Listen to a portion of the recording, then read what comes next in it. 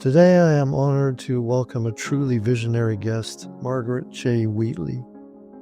Meg Wheatley is an acclaimed author and thought leader whose work has transformed how we think about leadership, community, and navigating the complexities of our time. Her groundbreaking books, including Leadership and the New Science, Who Do We Choose to Be, and her latest, Restoring Sanity, all offer profound insights into creating meaningful change in turbulent times. In this conversation, we'll explore her wisdom on peace, resilience, and what it means to lead with purpose in an ever-changing world. I'm so excited to have her with us today, so let's welcome Meg to the podcast. So Meg Wheatley, thank you so much for being with us today. We so appreciate it. Meg, since the results of the U.S. election were released, but particularly since January the 20th, there appears to be a palpable sense of angst that runs in many conversations that supposedly normal people are having on Facebook and other communication channels. Any stability in the area of peace in oneself seems to have been, at least for the last while, shattered. What are your thoughts on this? Well, I'm glad we're starting with the big stuff. I think it's more than angst. I think it's sheer terror. At least that's how I experience it. I mean, I'm very good at chronicling many things going on at once. I'm a systems thinker. And we are now in this tsunami of hatred and revenge and violence to the human spirit. And when we are afraid, when we perceive threat, we only have available to us the primitive brain, which is the amygdala, which the automatic response of the amygdala is aggression. Once it feels threat, we just have to do something, we act out, but we can also act out to ourselves or to our loved one or whatever. But we are not fully functioning humans when we're in fear. So my own experience as being a deep meditator now for 30 plus years and doing 10 years of long retreats every year, 2 months a year with my children, I'm finding it difficult increasingly, or I just have to bring my mind back from the true sense of threat. I mean, this isn't imagined, this is real. And it's getting worse day by day, hour by hour at this point. And so I'm increasing the intensity of the trainings I offer to warriors for the human spirit, with the basic premise being we haven't trained enough to deal with this level of terror. If we're not affected by it, we know somebody who is. Mm-hmm. And yet, this is definitely where I want to go because it's the essence of my work. We need to have stable minds. We need to be first-rate meditators. We need to be able to watch our emotional reactions and then choose differently as soon as we can. That's the basis of awakeness. It's also the real purpose of meditation is to know how our minds work. And so that being said, we need more practice. We need possibly different meditations, but we have to understand that, and this is the big if in my work, why do we meditate? We meditate so we can be a fully human being with compassion, with imagination, with caring, with possibilities, while everyone around us is just clenched up in primal brain where there is no consciousness. So I want everyone to think about first, why are you meditating? For me, it has to lead to being available to others, to staying, to wanting to serve. That's not why everyone meditates. Okay, we may be seeking relief from these very overwhelming, terrible emotions. Like, I know rage now from the inside out. We all know grief. We all know despair now. But why do I want to tame my mind? Is so that I'm not submerged and I'm not undone by these very strong emotions, but instead I can work with them. And in working with them, the reason is because I want to be there for other people. My response to suffering is a bodhisattva response. I want to be able to stay. So where I am in my work now, having prepared for this with training spiritual warriors now for, it will be 9 years. No, it'll be 10 years this spring. And I come out of Shambhala Buddhist tradition. But even though I felt prophetic about what would happen, what is happening in me, around me, and in the world and in our nation state now is beyond. We never know what something's going to feel like, even if you can describe it coming. So I just want everyone to recognize that we have a choice to make. Do we want to just feel more peaceful and less volatile, less triggered by these horrible things that happen hourly right now?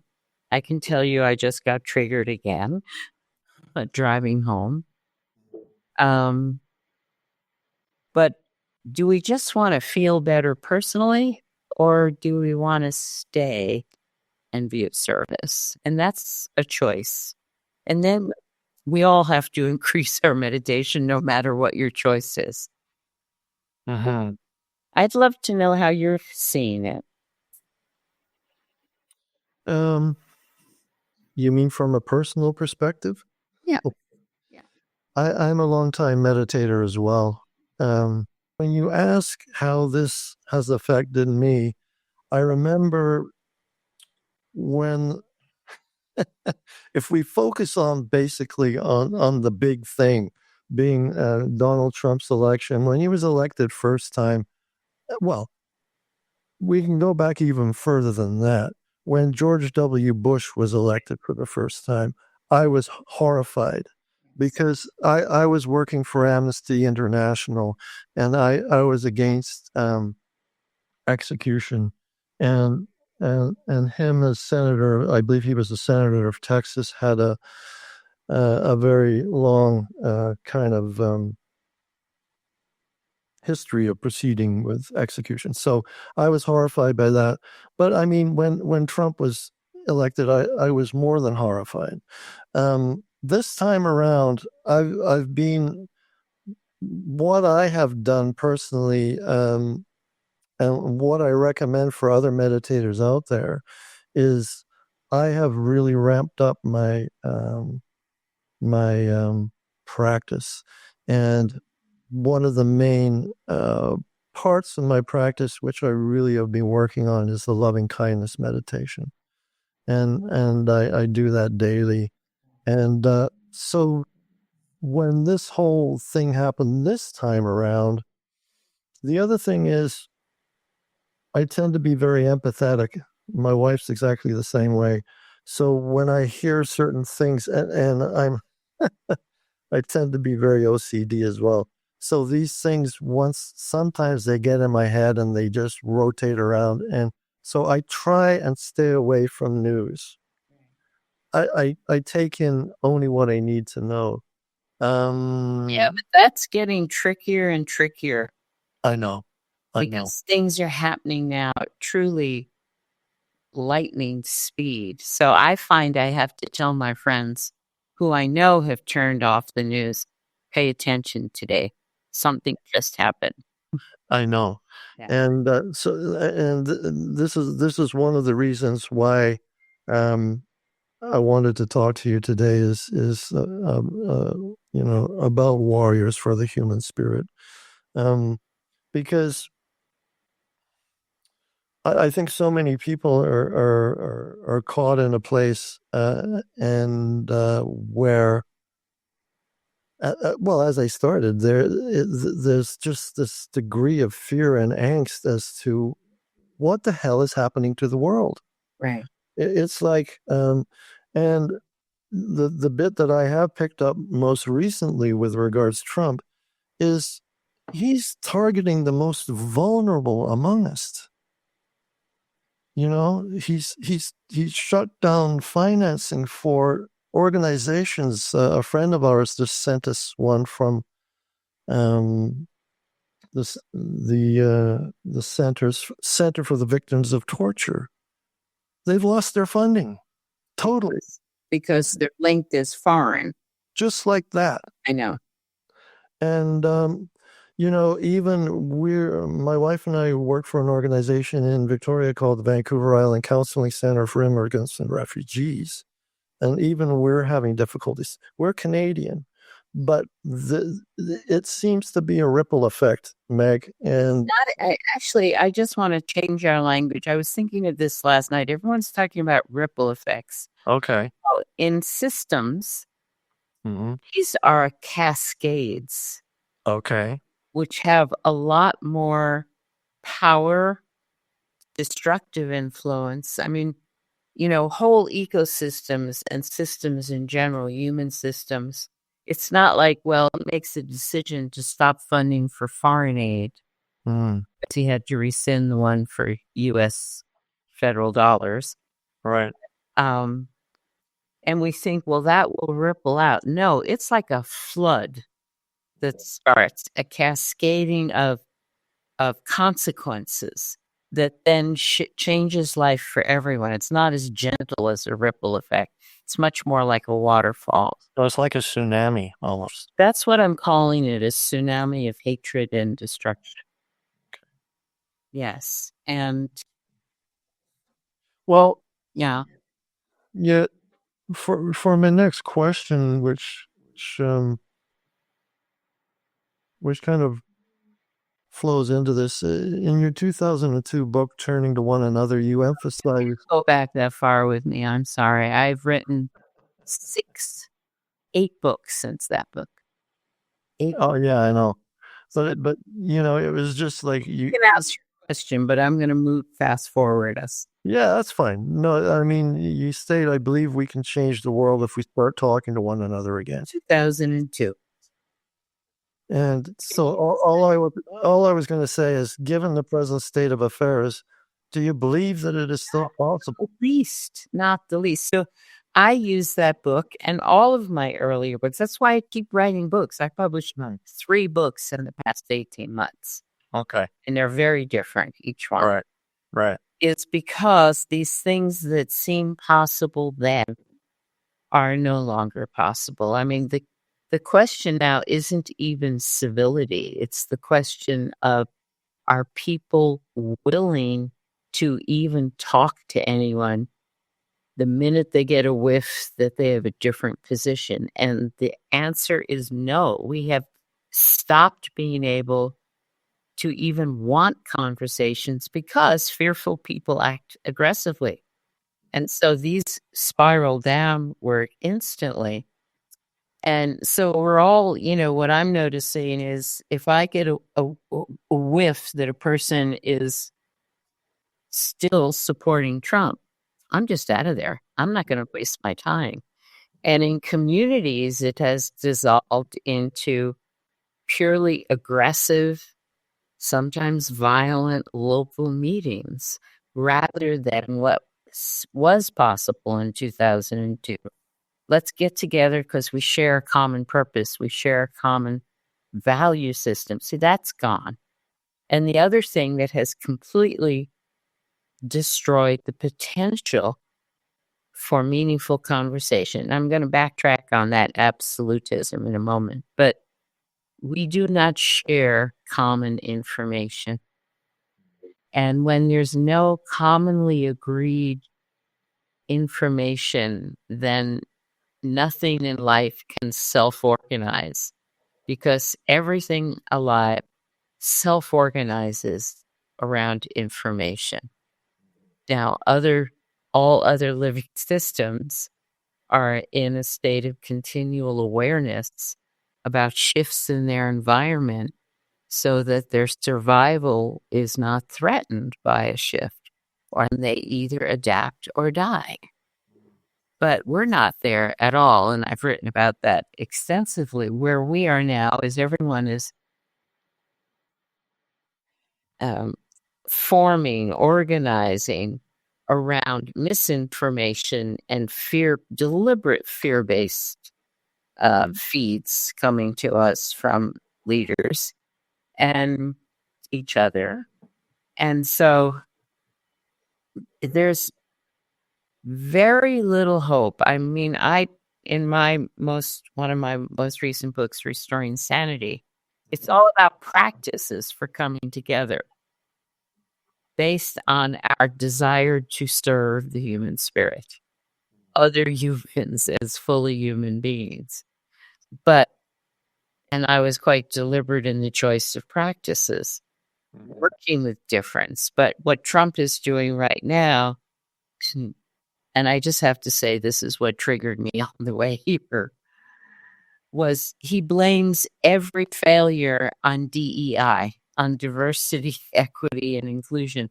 So without any information, this terrible plane collision at Reagan Airport last night, he's blaming on DEI hires. The LA fires, he blamed the failure of the fire department because the fire captain was LGBTQ. That's his go-to. Like we're in an inferior position as a country with these failing systems because we have hired women and people of color. So that just triggered me on the ride here. Yeah. So, and that's continuing with a level of cruelty and intensity that I actually think is going to quickly backfire, but it won't mean that we enter possibility. It just means people will rebel and these systems will fail. So, Yeah. Meg, my teacher, Thich Nhat Hanh, taught about mindfulness as a pathway to compassionate action. How do you personally see mindfulness as a tool for leaders and activists to maintain inner peace? Yeah. While engaging with such difficult, emotionally charged work? Thank you. That's the basic question for all of us, right? And I've learned so much from Thich Nhat Hanh. One of the stories he told that I now tell, and then I'll answer the basic question. He tells of a village in Vietnam that was destroyed during the French War. Mm-hmm. And they went back and they rebuilt the village, and it was destroyed again. They went back and they rebuilt the village. And then fortunately the war ended, but it was that constancy of begin again. If we have to do it over, begin again. In fact, I end my, I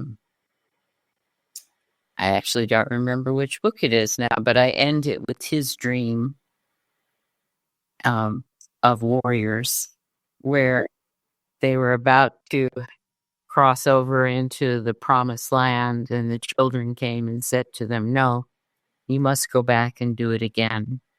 Mm-hmm. And in his dream, I said, "Look, we are not afraid. We'll start again." That's how I want to be. It's how warriors train to be.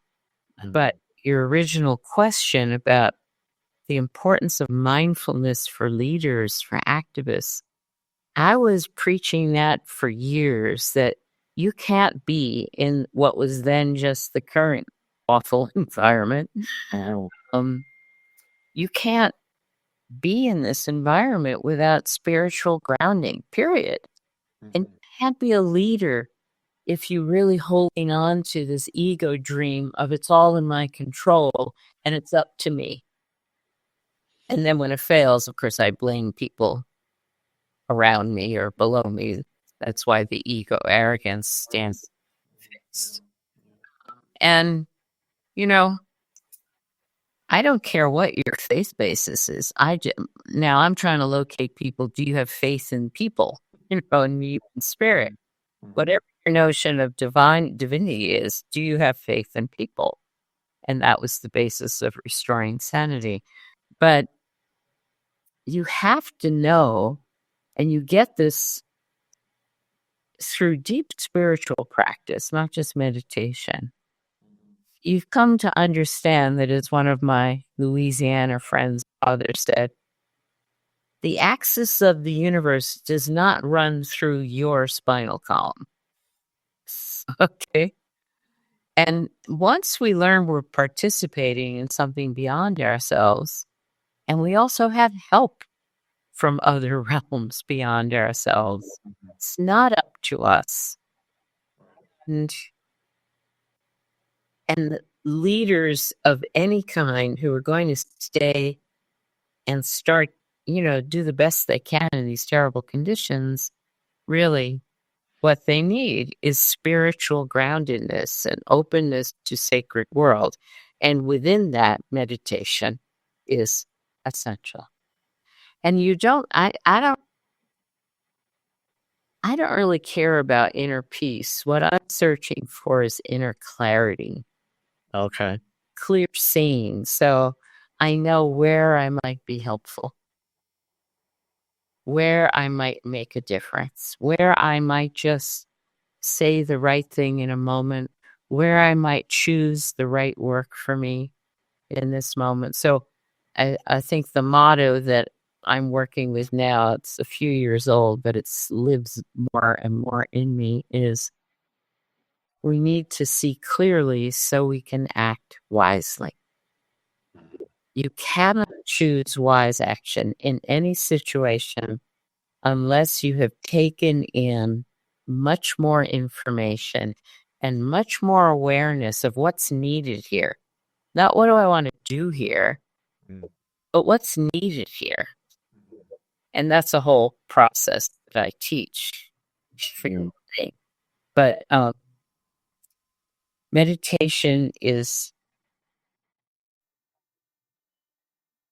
an absolute necessity. Okay. So to use the term you just brought up, inner clarity, in your experience, Inner clarity, that was clarity. just clarity. External clarity. Like I will get a situation and be able to assess it quickly, what's going on, and what do I think would be of most service here. Okay. Yeah. So how does all this intersect with kind of a sense of personal responsibility, especially in a time when so many are overwhelmed? I think this is the choice. So one of my books is called Who Do We Choose to Be? Uh-huh. Well, that's a choice. Am I going to participate? Am I going to stay? Am I going to be as useful as possible? Or am I just going to turn away, turn off, protect myself, go live somewhere, or just lose myself in distraction? That's a fundamental choice. Are we going to stay engaged or are we withdrawing? So it's not just a question of responsibility. It's a question of one's life's purpose or karma, or however you want to feel that, why am I here now? And I'm offering a course, which I'd love to advertise right now. It starts February 27th, about were we made for these times? And I'll tell you the experience that gave rise. This is a course to examine our gifts. It's very positive, but it's to examine our gifts so that we realize we were given these gifts on purpose for this time. And so I had this experience in September, and I work with Tibetan divine feminine guides, the Dakinis. And I was in a great moment of, I'm just out of here. This is too much. I can't bear it anymore. I put myself right in the center, but I was done. Oh. And my guide came to me and just said in a very sharp voice, Meg, why do you think you were given all your gifts, if not for now? And I saw them like when your life flashes before you at death. I saw all my gifts, all my incredible teachers, the presence and place I have now in the world. And then she just gave me the best advice, still reprimanding me. She said, so stop whining. Okay. So I've developed a whole course around that experience that if we can identify the gifts we were given and learn to offer them well with no price tags, with pure generosity. Right. And then we'll spend time looking at where can I be of most usefulness. So I'm trying to lead everyone now. This is not warrior training. This is just for anyone who's suffering from, like I was at that moment, like I just can't bear this. It's too much pain and too much suffering. Now is in September. Well, I still thought Kamala was going to win. Yeah. So here we are with hour by hour suffering increasing, and not all of us, but I think enough of us really were made for these times. But the way to develop confidence and energy for it is to notice, okay, what are my particular gifts and where do I think they came from? I mean, we all have a cosmological or theological theory about who gave us the call, who gave me these gifts. It's very common among non-denominational, non-churchy people to just say, well, it's the universe. I think, well, the universe has got my back on this one, or the universe this, or the universe that. Well, that's a theological statement. People think about, as I do, about karma in a very serious way, or whatever their sense of divinity is, of God or Jesus, or whatever your faith is. Somewhere in there, there's an origin story for why I am who I am. We don't make ourselves up. So the first exploration in this course, which I'm really fascinated by, is so who gave you your gifts? What's your theology, your cosmology here? Because then you have to really examine, well, is that strong enough basis to just accept the gifts? Right. And then we get on to what are your gifts specifically? How do you know what they are? And then how do you offer them and where?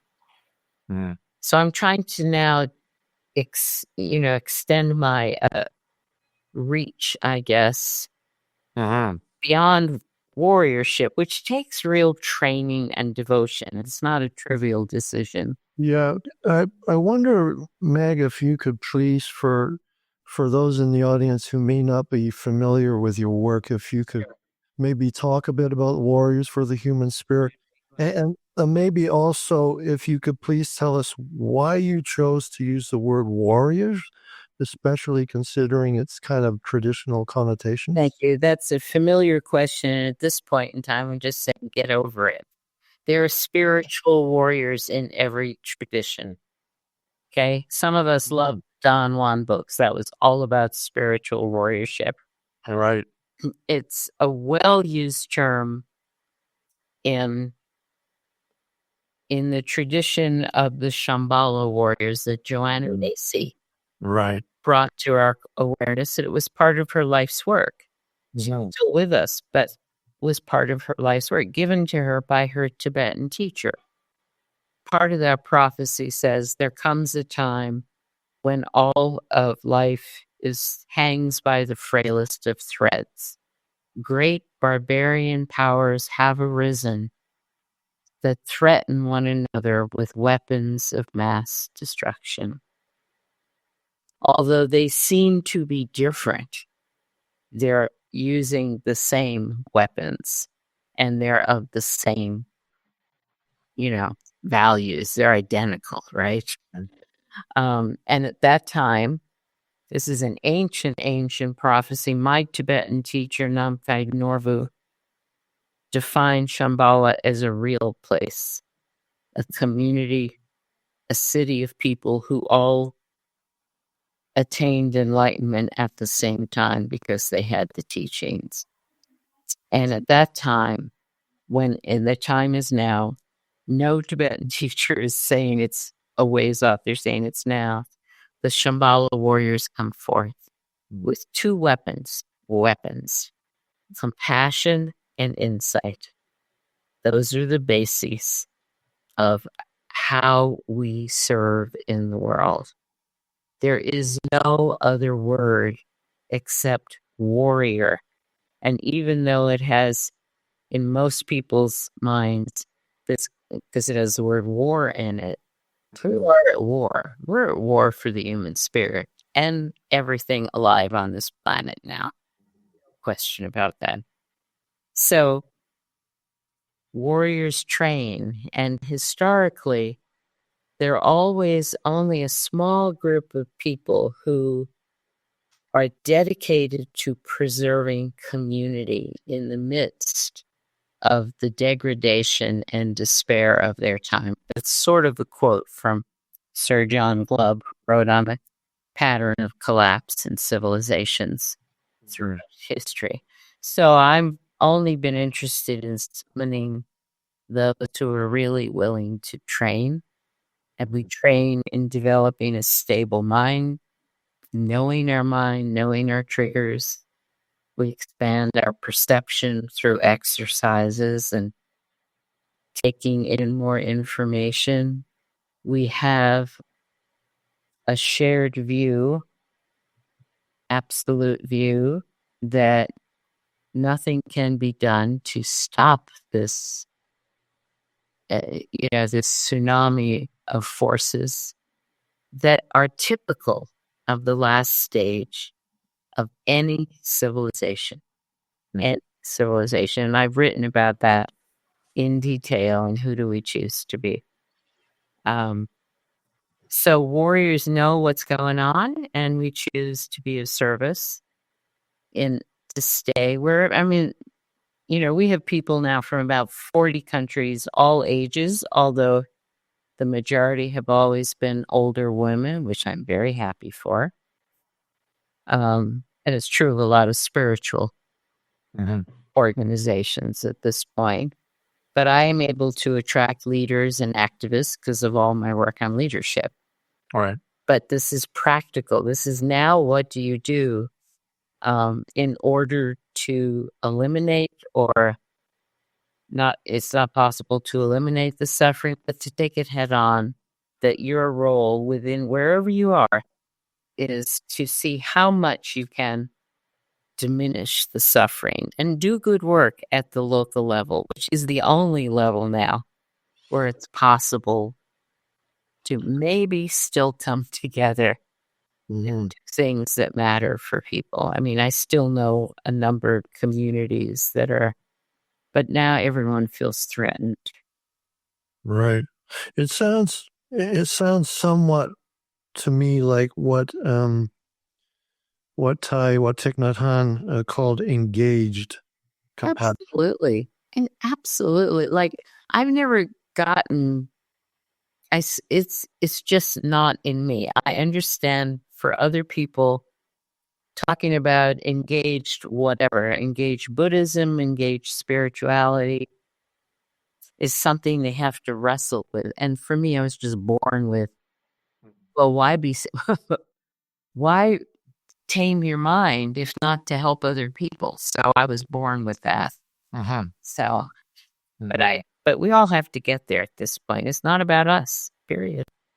You know, So you've been training warriors for the human spirit over some time now. 10 years new. Yeah. Is it? Could you please kind of explain how that has evolved? Is it like a community where you get together on occasion and It has many forms, and I have just actually, we've done many trainings. At first, we were doing them in person. My dear companion in this was Jerry Granelli, who was a senior student of Joachim Trungpa and also one of the world's best jazz musicians, drummers. Died in 21. But we both come from deep roots with Shambhala and the concept of warriorship, which was secularly taught. But we have run, I don't know how many trainings and developed cohorts. And right now, and people stay in their small groups. I mean, I don't even know these are happening. The importance of community is just essential to all of us.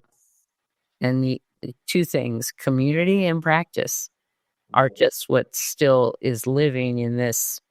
Maybe it's 400 people at this point. It might be a little more because I've done some offshoots of warrior training in Southern Africa and in Australia and in the UK. But the formal program developed people. It was repetitive. And then we stayed together as a community, but also developing our skills and perspectives more. So it's been a learning community, deeply grounded in our chosen role to be warriors for the human spirit. And I'm just starting again with those who've gone through any level of training with me, and we're starting next week again, because I'm calling it strength training now. Like, where do I need more muscles? Where are we meeting the greatest resistance? So I'm upping the pace of it and the depth of it because of where we are now and how hard it is. And anyone can read about this at margaretwheatley.com. Right. There's a whole button, top button on warrior training, and there's a lot there. you may have covered this already, Meg. Excuse me if you have, but in your latest book, Restoring Sanity, you highlight the importance of recognizing resilience and maintaining faith in the human spirit, particularly in times of collapse and despair, along with the need for community with kindred spirits, the ability to face despair, and the importance of humor. Now, while my experience leads me to totally agree with you, I believe that the very notion of collapse and despair can potentially trigger extreme primal emotions in a significant. And so do you feel that this kind of fear and loathing effect can be effectively ameliorated? I'm glad you asked the question. First of all, I want to say I'm not interested in resilience. I'm interested in perseverance. Okay. And because perseverance is the ability to deal with your present moment experiences and keep going or know when to stop. Resilience is more like whack-a-mole, like they keep hitting us and we bounce back. I'm not interested in that. I want us to keep going. But what I have found now, I've been the preacher of what's coming since 2012 in a book, So Far From Home. And I've gotten huge pushbacks originally, like, well, you're too depressing. What happened to your cheerfulness? You were so optimistic. And I just say, well, have you noticed what's going on in the world? And that's from 2012 onward. But now I find when I speak the truth about what's happening, it's not fearful. It's introducing people to reality in a very calm, historically based way. This is what happens to massive empires and civilizations. There's nothing strange or new in what we are experiencing here. And that when people hear that from me, and I always have a very gentle, humorous voice, not a humorous voice, but let's see clearly, folks. And there is some fun humor in this. I'm not looking for that. It's part of my British personality to find humor in all things. So that's been commented on. But facing reality gives us the ability to name our contribution going forward and not get lost in fantasies, not get lost in dream projects that will never bear fruit in the current context. So I'm both introducing people to the current context with a deep historical perspective so that we can be of usefulness now. That's the theme of warrior training. It's the theme of who do we choose to be. Let's find meaningful work. Let's assume we all want to contribute. That's a stretch, but let's assume we all want to contribute. Well, if you want to contribute, you have to know what's going on. Yeah. And what I have found now, it's like a no-brainer, but even in the years when a lot of people just didn't want to hear me or this historical facts perspective, what I'm seeing that there were always people who said, thank God, this is such a relief to know that this is what I've been feeling. So right now, where are we started, Phil? We started with people are feeling angst or a sense of dread. And I named it more as terror because it is terrorizing. And this tsunami that we've been hit with now, not just in this country, which is important to notice. How do you transform your dread into feeling useful? How does your life? This is where Thich Nhat Hanh's example is the best, right? I mean, what he endured with 2 wars in his beloved country, and the stories from there are, for me, have always been both inspiring and somewhat overwhelming. Like, really, how could you maintain such faith in people? The reason we do continue to do good work is because we care about people and we care beyond ourselves. Right. Exactly. That's it. So, one thing that I always tend to think about in this regard, kind of more on a global scale, is, Meg, do you believe that peace on a global scale will ever be achievable, particularly in the light of the inherent Stop there. No. overarching power of the ego mind? No. It never was possible, and it never will be. It's some like false ideology, particularly of the Western mind, particularly of the American mind. I don't think peace on earth or saving the world were introduced in any other culture.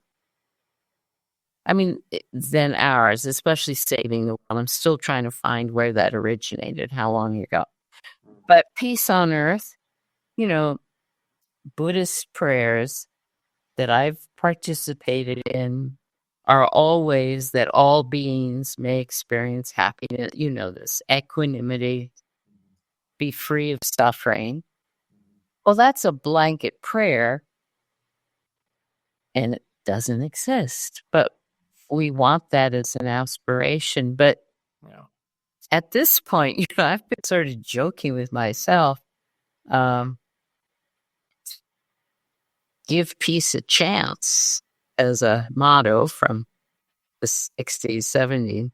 It's like, You're saying is give peace the chance. Yeah, good old John Lennon. we are saying is give peace a chance. And I just add a lyric to that. Well, we tried our best, but no chance.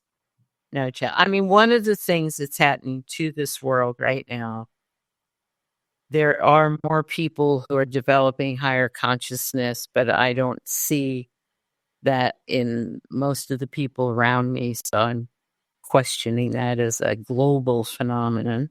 But what I certainly see quite clearly is the militarization and the nationalization, the self-protection, country by country, and a movement to the right.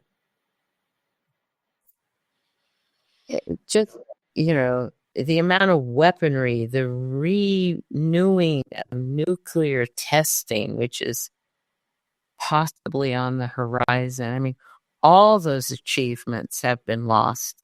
Now we're losing here in this country all the achievements on inclusion and diversity and women rising to positions that they well deserve. Just being shut down. We're losing human rights in this country for sure now. So when you look at history, you have to look at cycles and you have to look at trends. You can't take these snapshots of saying, well, the civil rights movement did this, this, this. Well, where is this now? It's nowhere good. Right.